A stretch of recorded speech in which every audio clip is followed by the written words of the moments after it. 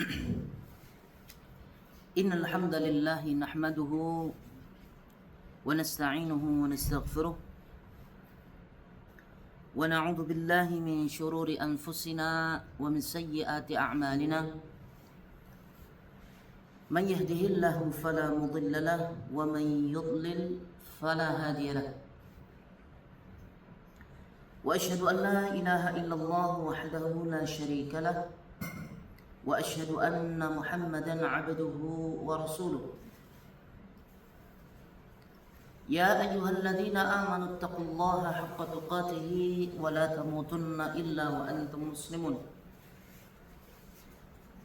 يا أيها الناس اتقوا ربكم الذي خلقكم من نفس واحدة وخلق منها زوجها وبث منهما رجالا كثيرا ونساء واتقوا الله الذي تساءلون به والأرحام إن الله كان عليكم رقيبا يا أيها الذين آمنوا اتقوا الله وقولوا قولا سديدا يصلح لكم أعمالكم ويغفر لكم ذنوبكم ومن يطع الله ورسوله فقد فاز فوزا عظيما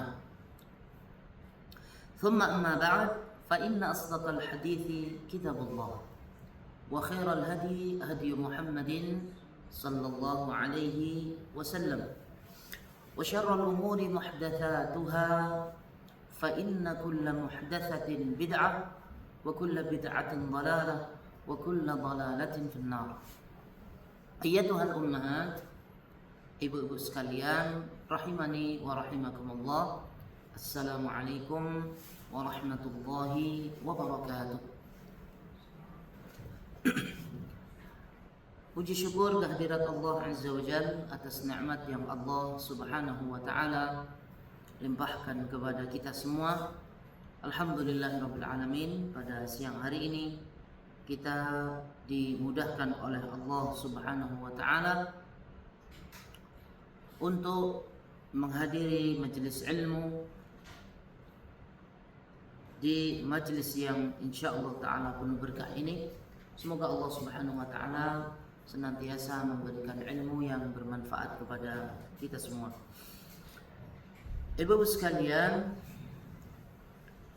pembahasan kita insyaallah ta'ala adalah tentang tafsir Al-Quranul Karim yang insyaallah ta'ala kita mulai tafsir ini di juz yang ke-29. Entah itu lupa saya itu dulu.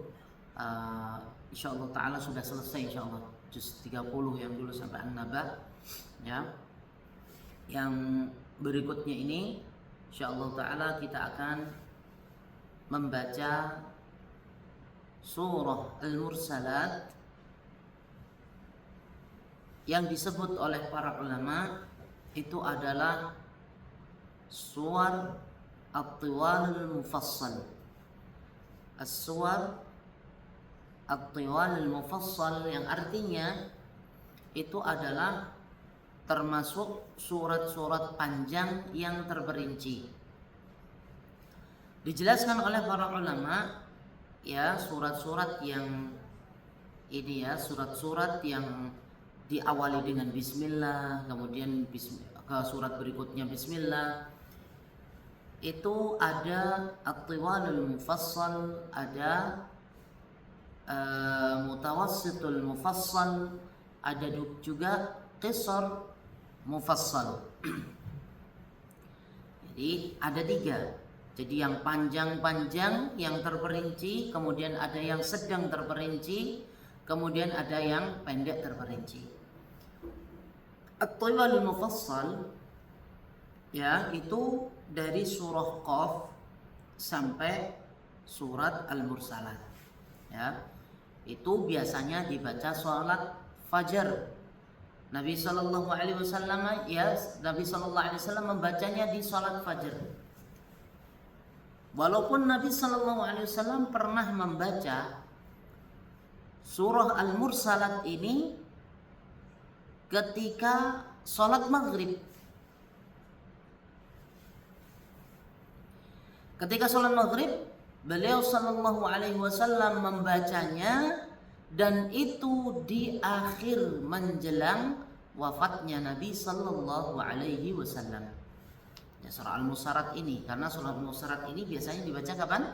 Ketika sholat fajar, karena panjang, karena tiwal, tul, maksudnya adalah tul, panjang, at-tiwalul mufassal.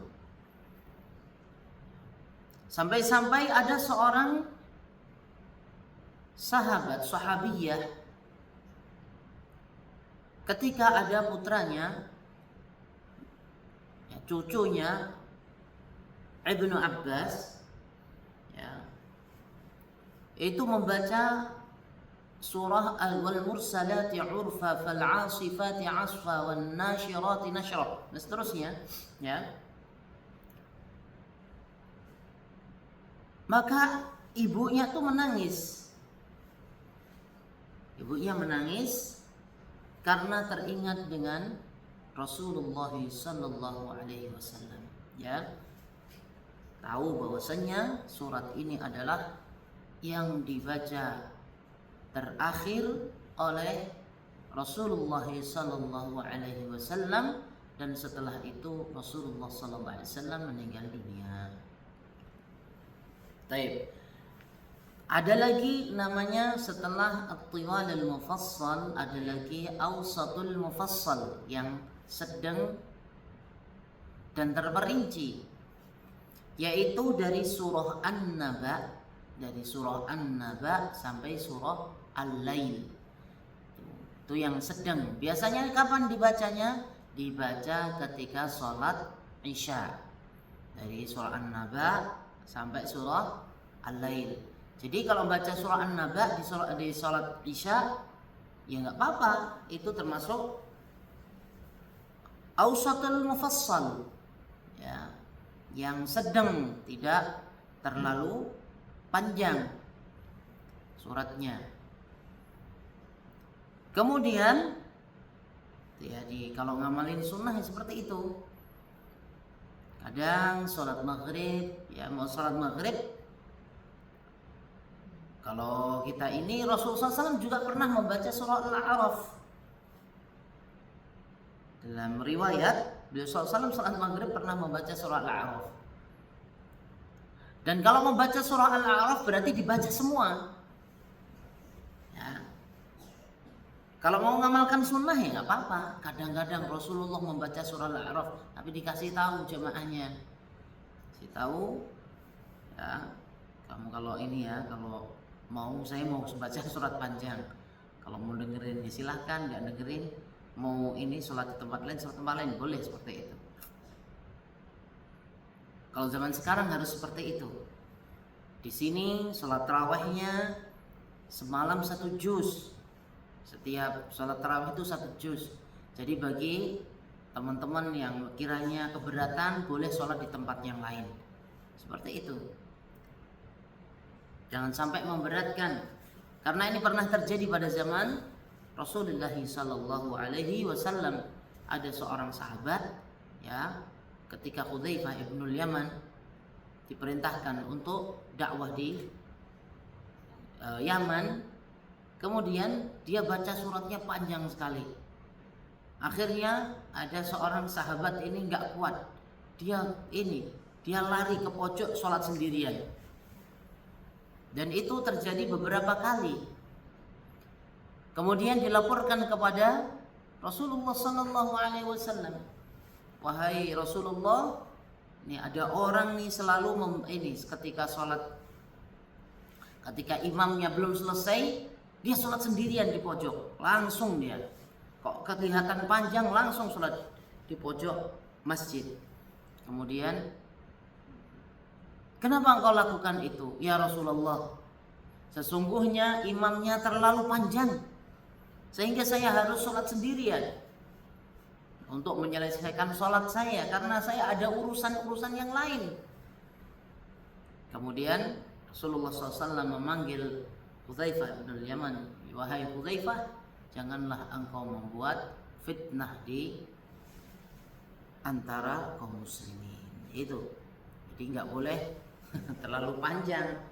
Nanti mentang-mentang baru hafalan Al-Quran sekalian murojaah. Ada nih di pondok kami juga dulu seperti itu. Sudah belajar dari habis asar sampai isya. Ya. Jadi belajar kajian ya. Kalau kita dulu di pondok itu setelah asar sampai isya itu ada pelajarannya, ada kajian, belajar ini setelah asar ini, setelah maghrib ini. Ternyata imamnya itu kan gantian, imamnya gantian. Kemudian ya siswa ya gitu kan lagi hafalan. Ternyata isya'nya itu dibuat ini murojaah hafalan. Padahal kami itu lagi kelaparan, Bu. Jadi lapar semua. Ini sudah dari makannya zuhur, maghrib, isya itu belum makan.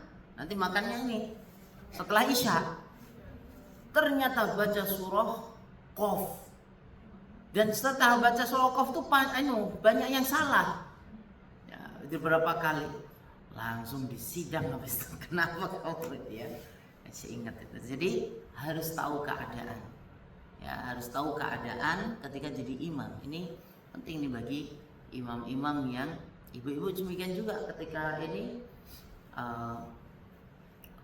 ada mungkin anaknya kadang-kadang semangat pengen membaca Al-Quran sambil membaca Al-Quran, karena membaca Al-Quran ketika sholat itu itu disaksikan dan malaikat mendekati mulut-mulut orang-orang yang membaca Al-Quran ketika sholat.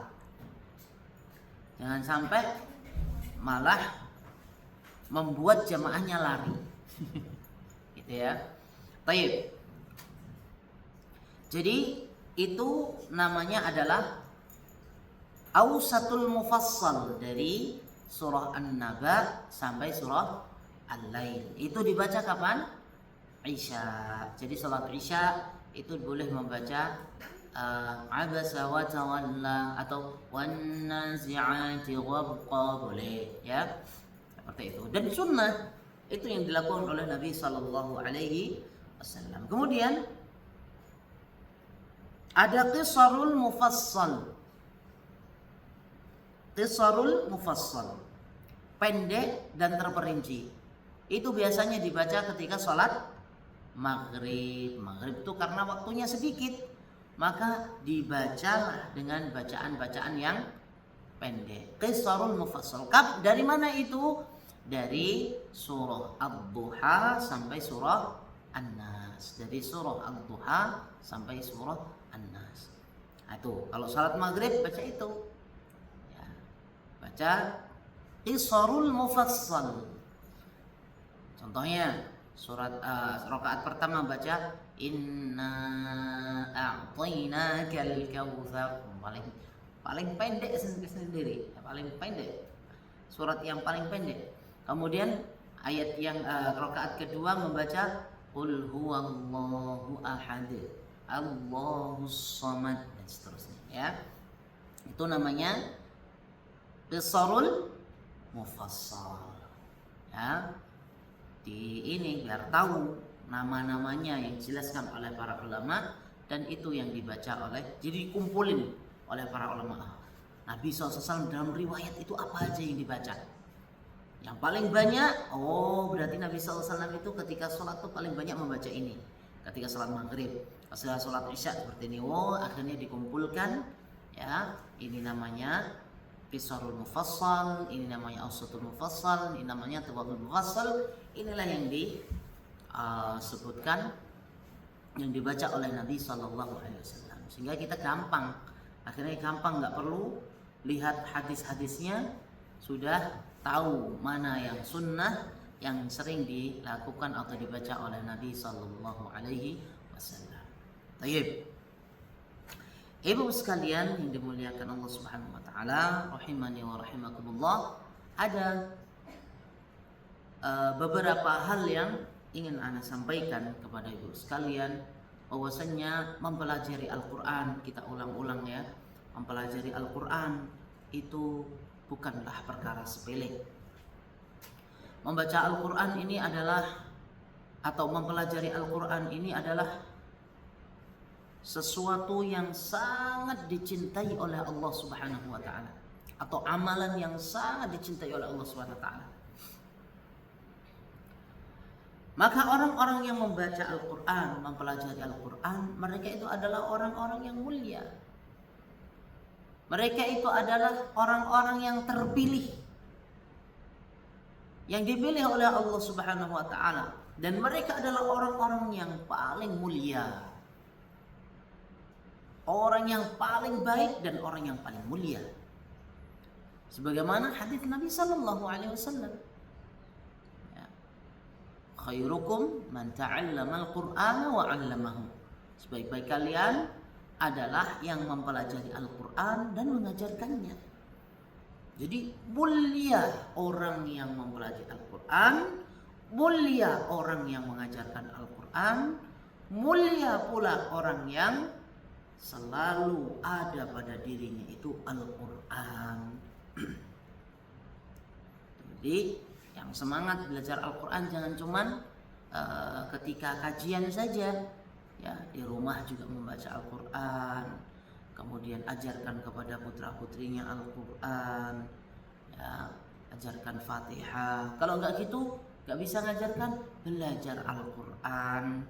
Kalau ada ibu-ibu yang pinter Al-Qurannya, ngajarkan kepada yang lainnya, karena itu adalah amal jariah, itu adalah amalan yang mulia, dan itu adalah cara agar kita menjadi manusia terbaik menurut wahyu ilahi, ya, sebagaimana yang dijelaskan oleh Nabi Shallallahu Alaihi Wasallam. Dan kita tahu bahwasannya majlis yang di situ dibacakan ayat-ayat Al-Quran dan mempelajarinya, mempelajari tafsir, mempelajari bacaannya, tajwidnya, itu adalah majlis yang dibangga-banggakan oleh Allah Subhanahu wa taala di hadapan para makhluk-makhluknya yang berada di langit, ya. Kemudian Ibu-ibu sekalian, rahimani wa rahimakumullah, kita lanjutkan tentang al-mursalat. Al-mursalat, surat Al-Mursalat itu dijelaskan oleh para ulama bahwasannya surah ini adalah surah Makkiyah. Makkiyah dalam artian surat ini diturunkan sebelum hijrahnya Nabi Muhammad sallallahu alaihi wasallam ke Madinah. Ya, makanya ini disebut dengan Makkiyah. Dan tanda-tandanya Makkiyah di sini, kenapa Makkiyah di sini? Karena membahas tentang akidah dan keimanan. Membahas tentang hari kiamat, ya, menjelaskan tentang tauhid kepada orang-orang musyrik. Maka ini adalah tanda-tanda surah bahwasanya surat ini adalah surah Makkiyah, turunkan kepada Nabi sallallahu alaihi wasallam sebelum hijrah ke Madinah. Makanya kalau Madinah itu biasanya, atau Madaniyah itu biasanya tentang perintah sholat, tentang ibadah, tentang berbuat baik kepada sesama, pokoknya itu seperti itu. Kalau Makkiyah biasanya tentang tauhid, hati-hati kamu nanti hari kiamat seperti ini. Jadi menakut-nakuti agar mereka itu kembali kepada Allah Subhanahu wa taala. Kemudian ada yang mengatakan bahwasannya surat yang ke ayat yang ke wa idza qila lahum irka'u la yarka'un.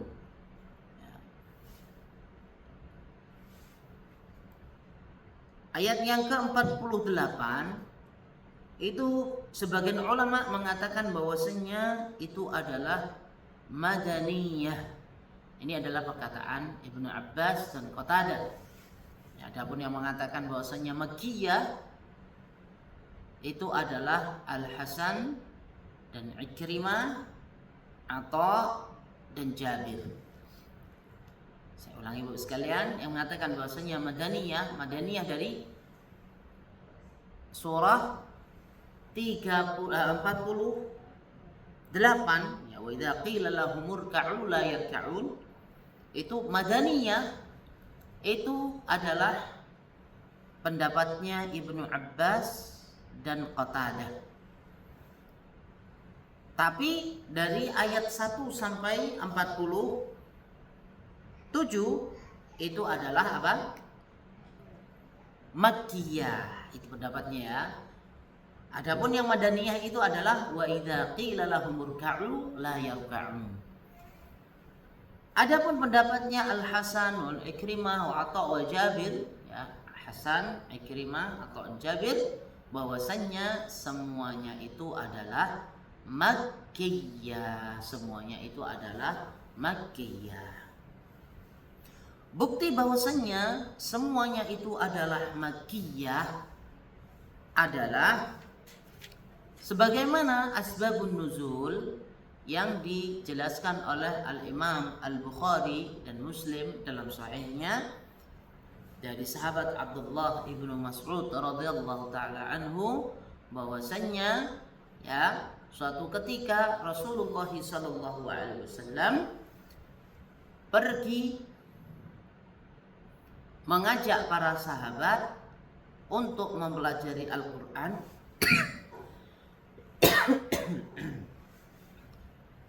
Afan ya. Jadi suatu ketika Rasulullah SAW mencari suatu ketika sahabat mencari Rasulullah SAW. Ternyata Rasulullah SAW itu sedang dipanggil oleh para jin untuk mendakwahi mereka atau ngadain kajian. Kalau kita tuh ngadain kajian dengan para jin ya, dan para jin. Jadi cari-cari sahabat gak ketemu. Ternyata Rasulullah SAW memberitahu bahwasannya dia sedang mengajarkan ilmu agama atau mendakwahi para jin. Makanya Nabi SAW itu diutus untuk manusia dan jin, ya, untuk manusia dan jin. Dalilnya apa? Wa ma khalaqatul jinna wal insa illa liya'budun. Aku tidak menciptakan manusia dan jin kecuali untuk beribadah kepadaku. Nah, itu buktinya bahwasanya Rasulullah SAW juga mendakwahi para jin mereka agar beribadah kepada Allah Subhanahu wa taala dan mengamalkan sunnah Nabi sallallahu alaihi wasallam. Kalau umat Muhammad berarti ya mungkin yang mengamalkan sunnah ya jenggotan, yang perempuan mungkin ya pakai, ada yang pakai cadar, ada yang pakai bajunya sunnah, bajunya syar'i, seperti itu. Jadi karena memang Allah perintahkan untuk mendakwahi manusia dan jin. Kemudian setelah itu Rasulullah SAW mengajak sahabat itu setelah diberitahu ya, bahwasanya Rasulullah SAW dicari, ternyata nggak ketemu. Setelah ketemu Rasulullah SAW mengajak ke daerah Mina untuk masuk ke gua. Di sana ada lubang, itu gua sembunyi dari orang-orang Quraisy. Dan ini menunjukkan bahwasannya surah Al-Mursalat itu adalah surah Makkiyah. Setelah Rasulullah SAW turun di Mina dan ini letak di situ ada gua di situ. Kemudian Rasulullah SAW membacakan surah Al-Mursalat 1 sampai ayat 50. Dibacakan kepada para sahabat radhiyallahu taala anhum ajma'in. Dan pada waktu itu tiba-tiba ada ular yang masuk ya. Tiba-tiba para sahabat melihat ular. Ketika sahabat melihat ular, para sahabat itu mengejar ular tersebut, tapi ular tersebut lolos, ya, tidak bisa dikejar oleh para sahabat. Kemudian Nabi Shallallahu Alaihi Wasallam, alhamdulillah kalian diselamatkan dari keburukan ular, dan alhamdulillah pula ular selamat dari cengkraman kalian. Jadi dua-duanya selamat dari keburukan ular, dan ular pun bisa hidup karena dia bisa terlepas dari para sahabat radhiyallahu taala anhum ajma'in. Itu kisahnya yang menunjukkan asbabun nuzulnya, itu yang menunjukkan bahwasannya surah Al-Mursalat itu adalah namanya surah Makkiyah. Surah Al-Mursalat adalah surah Makkiyah. Ya. Kemudian nama-nama, termasuk nama daripada Al-Mursalat, nama dari surah Al-Mursalat itu adalah surah Urfa atau surah Urf. Surah Urf. Nama termasuk daripada nama surah Al-Mursalat adalah surah Urf. Kenapa? Karena di dalamnya itu ada urf, kalimat urf. Allah Subhanahu wa taala berfirman dalam ayat yang pertama, wal mursalati urfa. Makanya ya itu surah Al-Mursalat itu juga disebut dengan surah urf. Ya. Kemudian di dalam surah Al-Mursalat ini banyak kalimat-kalimat yang diulang-ulang, yang mana kalimat-kalimat yang diulang tersebut juga menunjukkan bahwasannya bahwasannya surah Al-Mursalat itu adalah Makkiyah. Disebutkan dalam surah Al-Mursalat itu ada 10 kalimat-kalimat yang diulang, yaitu firman Allah, wailun yawma idzil lil mukadzibin. Wailun yawma idzil lil mukadzibin. Ini ancaman bagi orang-orang yang mendustakan adanya hari kiamat, yang mendustakan Allah Subhanahu wa taala dan mendustakan Rasulullah sallallahu alaihi wasallam. Nih, makanya wailun yawma idzil lil mukadzibin itu diulang-ulang sebanyak berapa? 10 kali. Ya, menunjukkan bahwasanya surat ini adalah surah apa, Bu? Makkiyah. Surah Makkiyah. Baik. Paham insyaallah, Bu, ya. Sekarang berikutnya kita mulai membaca surah Al-Mursalat. A'udzu billahi minasy syaithanir rajim. Bismillahirrahmanirrahim.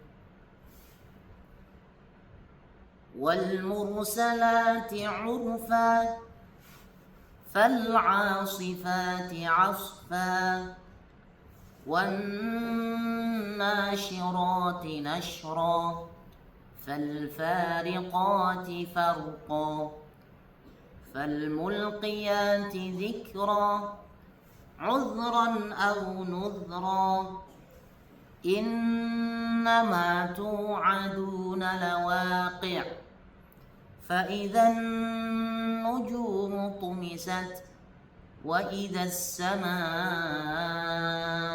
فرجت وإذا الجبال نسفت وإذا الرسل أقتت لأي يوم أجلت ليوم الفصل وما أدراك ما يوم الفصل ويل يومئذ للمكذبين. Itu sekilas Bu. Ya, ada di sini yang perlu diperhatikan. Bukan wal mursalat, bukan wal, tapi wawu fathah wa, wal mursalati urfa, urfa, mursalati urfa, murranya itu tebal ya, mursalati urfa ya, wanya nggak boleh wal mursalati urfa, dan harus membedakan antara a dengan a. Kalau a itu lebih ini ya, kalau a itu ini Bu, kalau alif ya, hamzah tuh bukanya lebih lebar, kemudian dia ada di pangkal yang paling bawah tenggorokan. A gampang. Kalau a itu ada di tengah, jadi a agak tekan, a gitu. Kalau susah ya belajar, jangan susah terus habis itu bacanya apa, nga, nggak salah, itu salah Bu ya. Zaman dulu saya punya guru, anak tuh punya guru juga ya, padahal kalau kami mungkin karena guru di pondok pesantren dulu, gurunya tuh karena orang Jawa, ya udah bacanya nga karena susah. Menurut mereka itu susah. Akhirnya ya mungkin kalau wal mursalati ngurfa gitu. Tapi kalau sekarang jangan. Ya, harus belajar semaksimal mungkin untuk membaca ain, urfa, gampang kok. Urfa ya. Ditekan. Kalau a itu berarti kalau alif atau hamzah tuh ini aja a, karena ada a, huruf a gitu. Tapi kalau ain nggak ada kecuali Arab. Di negeri kita tuh nggak ada a. Ya, bahasa Indonesia itu tidak ada a. Ya. Kalau orang Arab juga banyak yang nggak ada ini kalimat-kalimat kita yang susah mengucapkannya. Contohnya Palembang, suruh ngomong Palembang, nggak akan bisa, mesti ngomong Balambang. Terus kemudian nggak ada, itu orang Arab. Ya, makanya kalau membaca ikhfa itu dibaca min syarril, tidak tahu. Jadi ikhfa juga nggak seperti itu, baca itu nggak ada orang Arab. Suruh Bandung gitu, suruh ngomong Bandung kok bisa bener, wah itu pinter tuh orang Arab. Bandung ya, Bandung, suruh ngomong Bandung. Lampung susah ngomong Lampung, nggak bisa ya. Makanya kalau ikhfa itu waduh, orang Arab susah nih ngomongnya ya, seperti itu. Jadi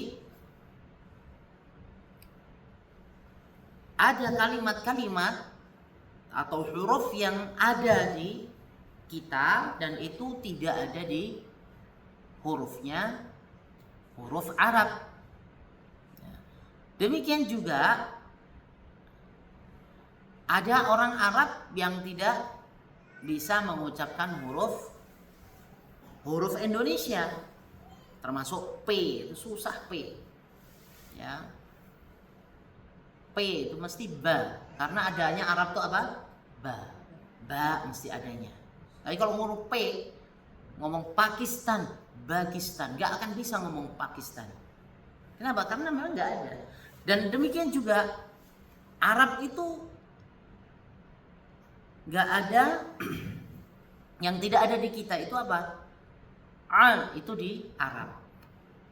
Dan alhamdulillah karena Al-Quran itu adalah wahyu, maka mudah untuk diucapkan dan difahami atau dilafazkan oleh orang-orang ajam selain Arab.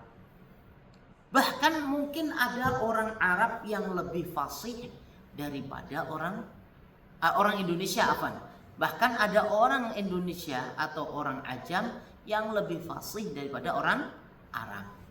Kenapa? Karena Al-Quran ini wahyu. Banyak itu saya tuh jumpai itu sekalian. Orang nggak faham, nggak ngerti Al-Quranul Karim. Maksudnya nggak ngerti maknanya. Bahasa Arab nggak tahu sama sekali.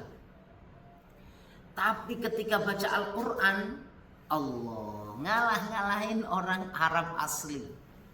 Orang Arab asli, keturunan Nabi lagi, keturunan sahabat, kalah dia dengan bacaan-bacaannya. Dan itu menunjukkan bahwasanya Al-Quran ini adalah wahyu. Allah SWT berfirman, وَلَقَدْ يَسَّرْنَا الْقُرْآنَ لِلذِّكْرِ فَهَلْ مِنْ مُدَّكِرِ. Al-Quran itu mudah. وَلَقَدْ يَسَّرْنَا الْقُرْآنَ. Kami telah memudahkan Al-Quran untuk diulang-ulang, untuk dibaca, untuk disebutkan. Mudah sekali Al-Quran itu. Dan indah, semua orang mengakui keindahan bacaan-bacaan Al-Quran, ya. Kemudian fal'asifati asfa. Kemudian nggak boleh juga asfa. Nah, asfa ditahan. Asfa. Fal'asifati asfa. Asfa nggak boleh. Asfa nggak boleh. Ya, asfa. وَالنَّاشِرَاتِ نَشْرًا فَالْفَارِقَاتِ فَرْقًا. Ya, nggak boleh dibaca farqa, فَالْفَارِقَاتِ فَرْقًا. Jangan farqa. فَالْمُلْقِيَاتِ ذِكْرًا. Nggak boleh juga dzikra. Falmulqiyati dzikra. Kenapa? Karena bukan kaf itu bukan huruf qalqalah. Tidak boleh dipantulkan. Dzikra. Tahan. Dzikra. Falmulqiyati dzikra. Dzikra, ya. Uzran aw nuzra. Enggak boleh zal dibaca za. Uzran aw nuzra. Nah, itu salah. Uzran aw nuzra, ya. Taib. Yang penting itu sedikit, Bu, ya. Kalau pengen lebih banyak lagi, belajar yang semangat. Allah, belajar Al-Quran itu indah, menyenangkan, penuh kebahagiaan.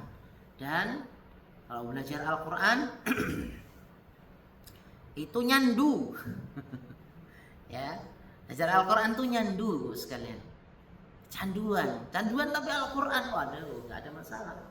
Canduan baca Al-Quran, kecanduan belajar Al-Quran itu, wah, nikmat yang besar, ya. Jadi yang mungkin ada yang belum bisa baca mungkin, ya, tapi anak yakin nggak sampai insyaallah taala, ya. Mungkin ada yang belum bisa baca, belajar baca Al-Quran, ya. Belum bisa baca Al-Quran, belajar baca Al-Quran. Kemudian walaupun Iqra, jangan malu. Malunya nanti jangan sampai dibawa sampai meninggal dunia. Akhirnya malah itu keburukan malu. Malu kalau belajar Al-Quran itu tercela. Walaupun al-haya'u kulluhu khair. Malu itu semuanya adalah baik, tapi untuk ini tercela, tidak pada tempatnya. Nanti ini Nabi SAW bersabda, al-haya'u kulluhu khair. Malu itu semuanya adalah kebaikan. Jadi saya malu nih termasuk kebaikan. Enggak. Malu yang seperti ini malu yang tercela. Ada malu yang baik, ada malu yang buruk. Malu yang baik adalah ketika seseorang itu malu untuk seumpama, ya, melakukan sesuatu yang tidak baik, atau malu untuk berbicara karena malu, rasa malu itu semua baik, ya. Malu yang tidak tercela. Malu yang tercela adalah malu untuk mendapatkan kebaikan. Contoh, malu pakai hijab syar'i, itu malu tercela itu, ya. Itu malu tercela. Terus malu, contoh lagi, malu ketika sholat berjamaah di depan atau ngaji di depan, paling depan, malu. Itu nggak bagus, tercela seperti itu. Maunya di pojok, di dekat tiang, habis itu tidur sampai ngorok, ngaji sauban, itu nggak malu. Tapi kalau ngaji, nulis, dicatat, itu malu. Dikirain saya nanti terlalu rajin, terlalu khusyuk. Itu malu tercela seperti itu. Ya, Termasuk malu tidak baca Al-Quran. Belajar Al-Quran ini apa? Pas belajar Al-Quran disalahin, aduh malu saya nggak bisa baca. Oh jangan, ini ibadah. Masalah ibadah nggak boleh malu. Saya itu punya ini murid baca Al-Quran, itu anak umur 18 tahun. Ya, 18 tahun dari Malaysia. Itu subhanallah ya, karena dulu belajar di kecil ya, waktu kecil, kemudian belajar lagi sudah besar.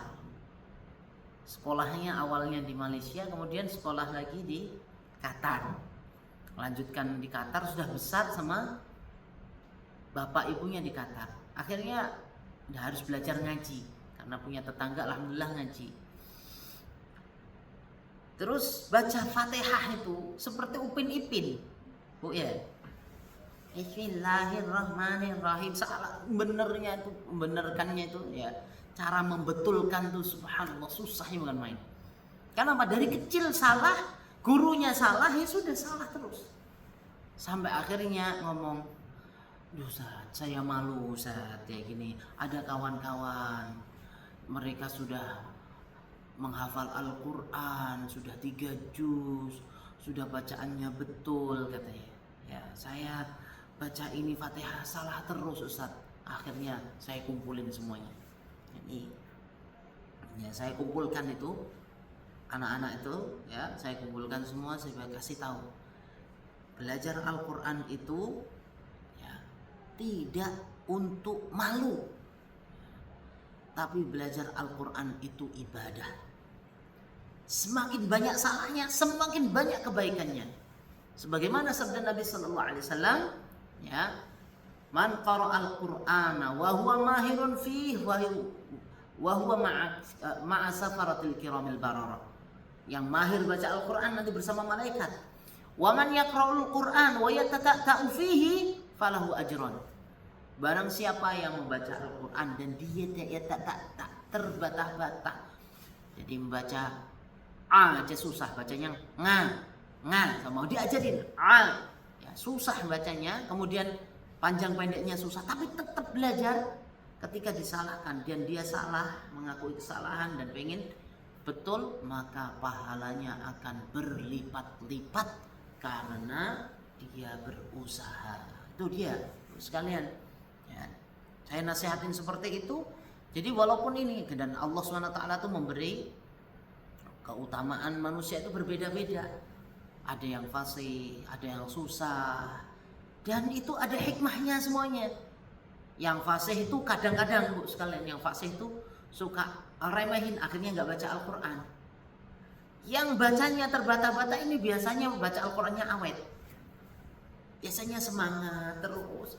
Ketika dia salah, alhamdulillah, alhamdulillah, sampai ini ya, saya ingat itu ini ngajarin ini pas waktu saya itu masih umur sekitar 20 tahun ya.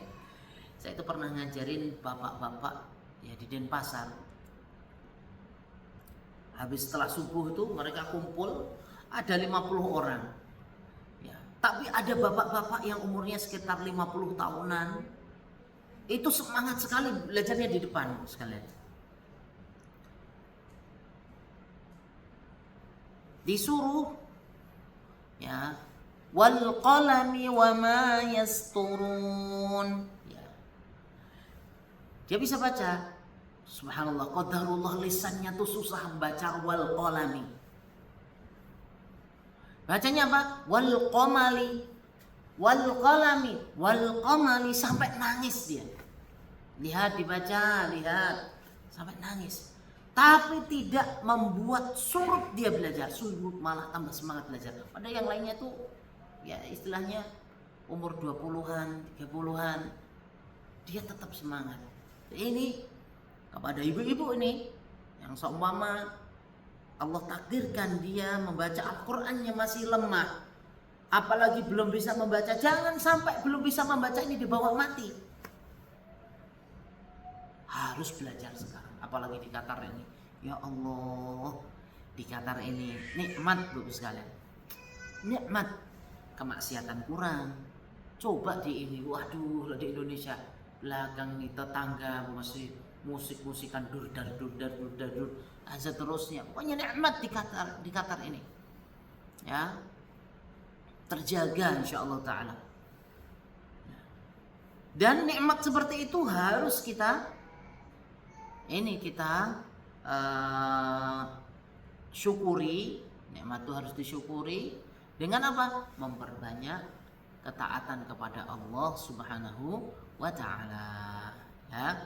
Itu contoh saja bagaimana dia tetap semangat untuk belajar Al-Qur'an, apalagi yang masih muda-muda atau apalagi yang masih umurnya masih 30, 40, itu masih bisa mudah untuk luruskan, mudah untuk dibenarkan, lisannya itu untuk dibenarkan, itu mudah insyaallah taala, dan memohon kepada Allah Subhanahu wa taala. Baik. Allah Subhanahu wa taala berfirman wal mursalati urfa. Wah, di sini adalah wawu qasam, namanya wawu qasam. Qasam itu artinya adalah sumpah. Ya. Qasam itu artinya adalah sumpah. Wawu qasam di situ. Makanya kalau ini khusus bagi Allah Subhanahu wa taala. Wal mursalati urfa. Demi malaikat-malaikat yang diutus untuk membawa kebaikan. Ya. Demi malaikat-malaikat yang diutus untuk membawa kebaikan. Nah, di sini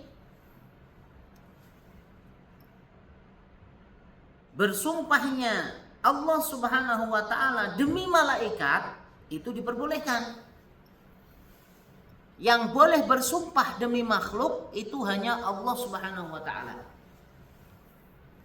Kalau manusia bersumpah harus demi Allah, enggak boleh demi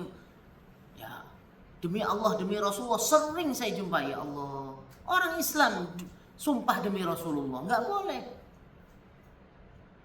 Barang siapa yang bersumpah kepada selain Allah Subhanahu wa taala faqad asyraka, maka dia telah menyekutukan Allah Subhanahu wa taala. Ya.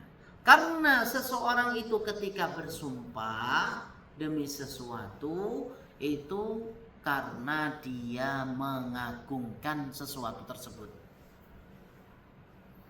Ya, kalau dia mengagungkan, padahal yang diagungkan itu hanya Allah, Allah yang Maha Agung, Allahu Akbar. Kalau dia bersumpah selain Allah, bersumpah kepada Nabi, bersumpah kepada Rasul, maka dia telah memuliakan Rasulullah SAW, mengagungkan Rasulullah SAW. Padahal, ya rahmukillah, ya, padahal tidak boleh bersumpah kecuali hanya kepada Allah Subhanahu wa taala. Sumpah pocong, sumpah apalah, suar sambil geledek, ya. Demi Allah suar deh sambil geledek. Itu kalau berani seharusnya kita berlindung, malah berani kayak gitu, nggak boleh. Bersumpah yang tidak diperbolehkan seperti itu. Bersumpah cukup dengan demi Allah atau wallahi. Nah, di situ ada wallahi, harus kasroh, nggak boleh wallahu. Nipu nanti, wallahu bukan sumpah, wallahi yang benar ya. Atau wallaha, ini bukan sumpah. Sumpahnya nanti ini nipu. Wallahu, kan bukan sumpah itu. Sumpahnya itu yang benar apa? Wallahi. Ya. Karena kalau ada wawu, ya, wawu qasam itu nanti setelah itu dikasrah. Yang betul wallahi. Kalau wallahu artinya bukan sumpah. Tapi yang benar adalah wallahi. Ya. Atau tallahi atau billahi.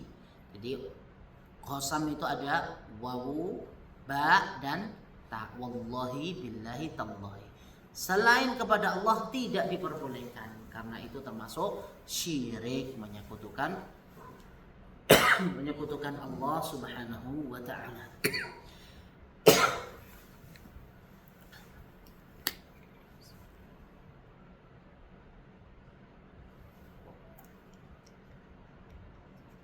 Baik.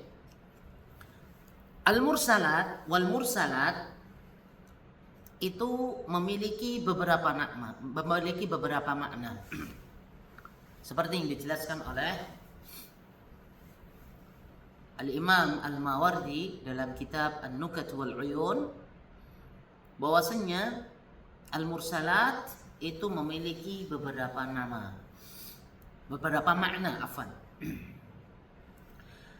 makna yang pertama adalah al-malaikatu tursilu bil ma'ruf, malaikat yang diutus oleh Allah Subhanahu wa taala dengan membawa kebaikan. Al-malaikatu tursilu bil ma'ruf, malaikat yang diutus dengan membawa kebaikan. Itu adalah tafsirannya Abu Hurairah dan Abdullah ibnu Mas'ud. Jadi wal mursalat itu artinya malaikat, ya, malaikat yang Allah utus dengan membawa membawa kebaikan, membawa perkara yang ma'ruf, perkara-perkara yang baik. Ma'ruf itu perkara yang baik. Kemudian makna yang kedua adalah para rasul yang Allah utus kepada manusia. Para rasul yang Allah utus kepada manusia dan diketahui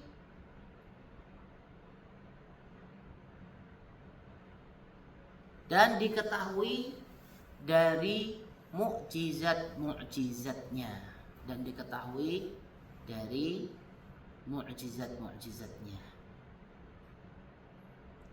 para rasul yang Allah utus kepada manusia yang diketahui dengan mukjizat-mukjizatnya. Ini adalah perkataan Abi Saleh. Ini adalah perkataan Abu Saleh. Kemudian makna yang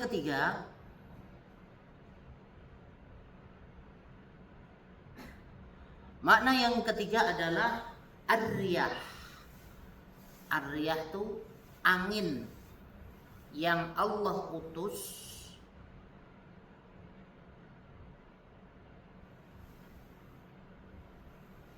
untuk menghancurkan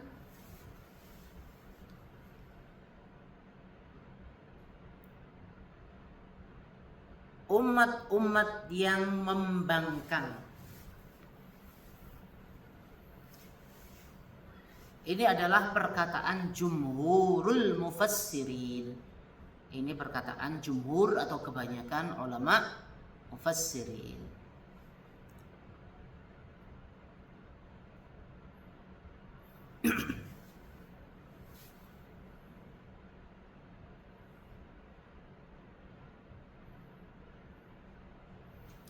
Kemudian makna yang keempat, ini perkataannya dirangkum oleh Al-Imam Al-Mawardi dalam kitab An-Nukat wal Uyun. Makna-maknanya itu dilengkap dan semuanya sama maknanya ini. Ya, mencakup semuanya. Jadi mencakup semuanya. Yang keempat adalah an-nahas sahab lima fiha min ni'matin wa niqmatin 'arifatun biha arsalat fihi. As-sahab itu adalah angin topan, angin yang keras, yang kencang. Itu angin apa? Tik beliung bukan ya? Tik beliung yang ini ya. Angin yang kencang, yang membawa murka Allah Subhanahu wa taala kepada mereka yang membangkang.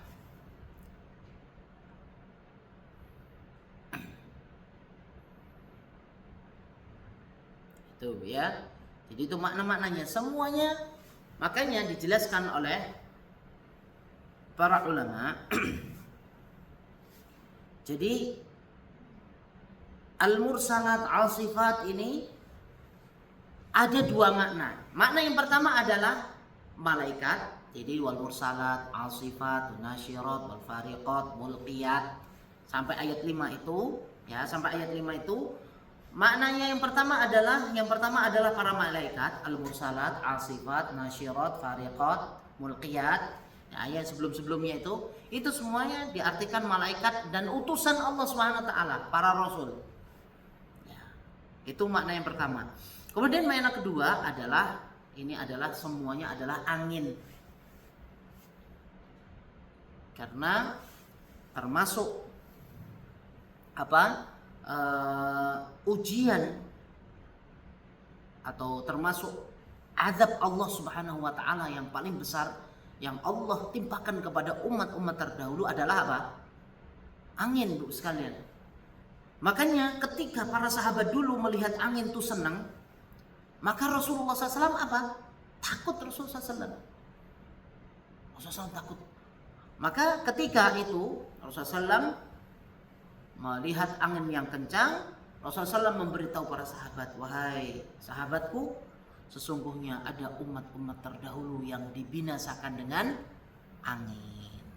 Ya, dibinasakan dengan angin. Angin tuh paling takut Rasulullah SAW pada angin. Makanya ada doanya dalam kitab tauhid itu kita pernah menghafalkan, Allahumma inni a'udzubika min syarriha.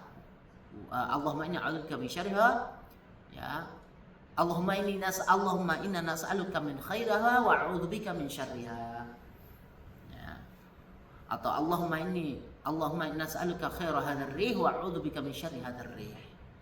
Ya. Ya Allah, aku meminta kepada Engkau dari angin yang baik dan berlindung kepada Engkau dari angin yang buruk.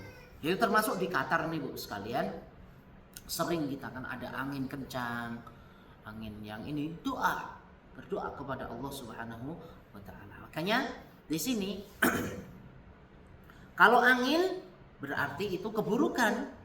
Ya, keburukan karena umat-umat terdahulu dan mereka tahu semua, orang-orang musyrik itu tahu. Orang-orang musyrik tahu akan hancurnya atau binasanya umat-umat terdahulu itu karena apa? Karena angin. Mereka tahu, orang-orang musyrik pun tahu kisahnya umat-umat terdahulu.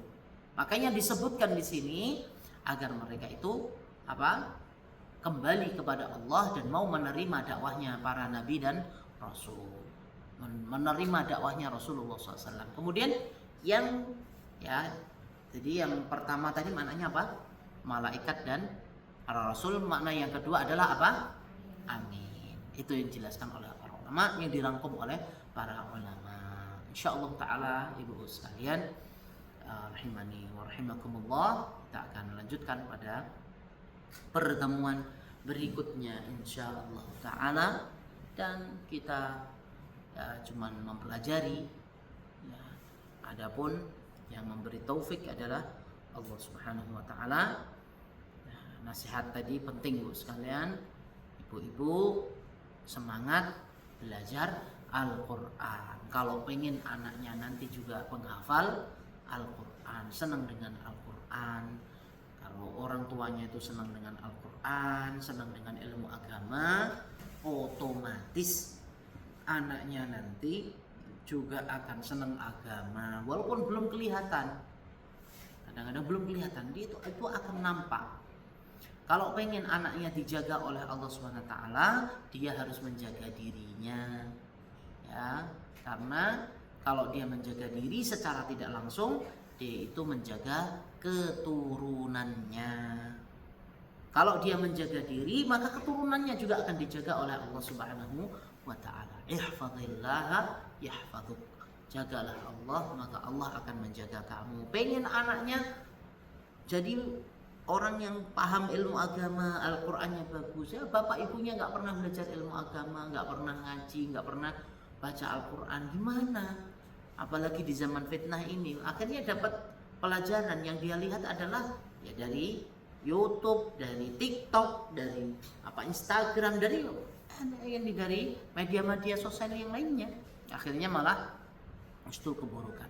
Justru orang tua itu harus menjadi panutan. Orang tua itu harus menampakkan kebaikan. Makanya sholat sunnah Itu yang afdal dilakukan di mana? Di rumah untuk bapak-bapak. Kenapa? Agar anak-anaknya melihat bapaknya itu sedang sholat. Itu ya, tuh penting. Kalau orang tuanya menjaga, maka akan dijaga oleh Allah Subhanahu wa taala. Sebagaimana dalam kisah Ashabul Kahfi, ya. Kisah dalam surah Al-Kahfi itu, ya, ada seorang anak yang dijaga oleh Allah Subhanahu wa taala. Kenapa? Karena orang tuanya dulu adalah soleh. Wa kana abuhuma soleha. Dulu bapaknya itu adalah orang yang soleh. Wallahu a'lam bishawab. Baik ibu sekalian, mungkin sebelum kita tutup kajian kita ini, mungkin ada yang ditanyakan yang berkaitan dengan pembahasan kita di siang hari ini. Silakan ibu sekalian. Fadhol.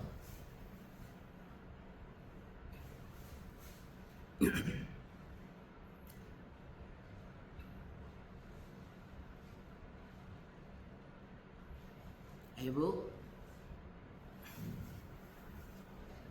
Atau malu, mungkin bisa lewat WA bu ya. Kalau bertanya boleh silahkan disimpan bu.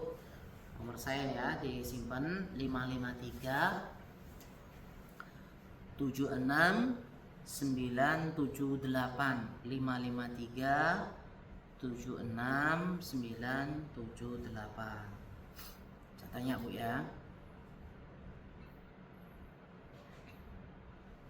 Yang berkaitan dengan pembahasan kita.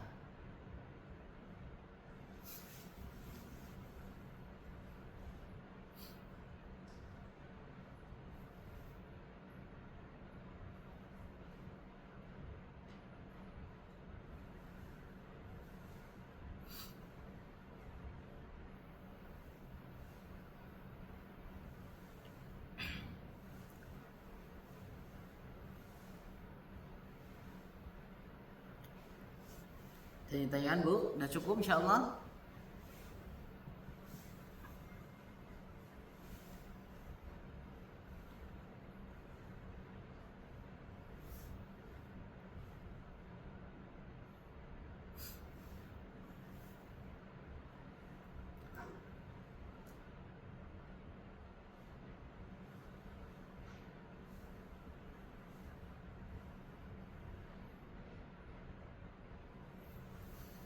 Alhamdulillahirrabbilalamin. Semoga bermanfaat ibu sekalian.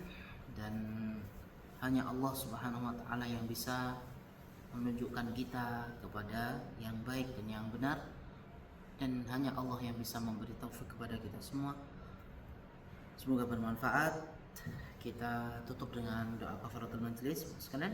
Subhanakallahumma wa bihamdika asyhadu an la ilaha illa anta astaghfiruka wa atubu ilaik. Assalamualaikum warahmatullahi wabarakatuh.